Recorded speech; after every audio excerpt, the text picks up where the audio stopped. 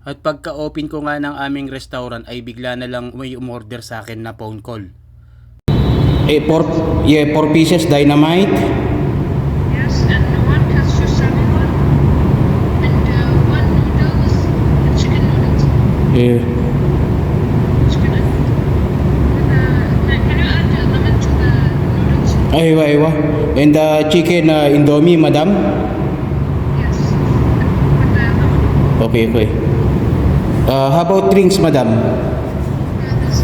I repeat your order, dynamite, 4 pieces, and cashew salmon, 1 piece, and yummy chicken indomie with extra lemon.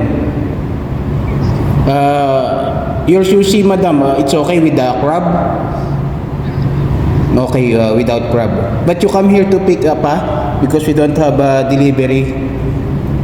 Yes, Okay. That's it, no drinks, madam, Okay, thank you. Have a nice day. Oop. Aywa. Mashallah. At pagka-print ko nga pre ng order ni madam ay diretso na po ako sa kusina at eto na nga at pinaspasan ko ng paggawa ng sushi niya. Buti na lang magaling tayo sa English Carabao mga pre. At ang halos karamihan kasi ng request ng customer namin dito na sushi ay without crab. Or hindi kasi sila kumakain minsan ng raw. Kaya more on cook ang aming mga sushi mga pre. Minsan may naghahanap din po na raw na sushi na sashimi or nigiri. Pero minsan lang naman po. Pero more on cook ang aming pinapalaman sa aming sushi. At ito na nga't ginawa ko na ang katsu salmon ni madam. At pagkatapos ko nga pong ilagay sa lahat ng breading at nilagyan ko ng mga coat ay ready na natin iprito yan mga pre. Mga 3 to 4 minutes lang well done na yan. And after nyan ay ilalagay din natin syempre sa may tissue para madrain pa ang mantika. Habang hinihintay natin na madrain yan ay pinortion ko na tong dynamite shrimp ni madam without crab. At kinat ko na rin ang ating katsu salmon na 5 pieces.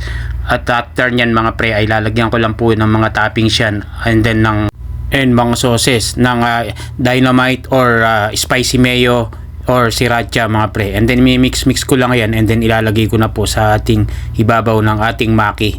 At pagkalagay ko nga po dyan ay lalagyan ko na po ulit siya ng teriyaki sauce na topping sa ibabaw ng ating mga maki. Kalagay ko nga po dyan sa mga sauce na yan ay lalagyan ko na rin po siya ng toppings ulit ng crispy flakes or tempura flakes mga pre, and then ilagyan ko na rin siya ng tobiko at mga toppings at para maganda ang presentation niya mga pre. At pagkatapos ko nga niyan gawin lahat ng sushi ay serve ko na yan mga pre or ilalagay ko na sa takeaway, kaya dali-dali na rin ako lumabas at ilalagay sa ating takeaway bag or paper bag.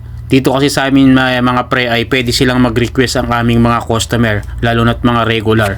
Pwede silang umorder by phone and then pipick upin na lang nila. Thanks for watching. Please follow and share my vlog. Right.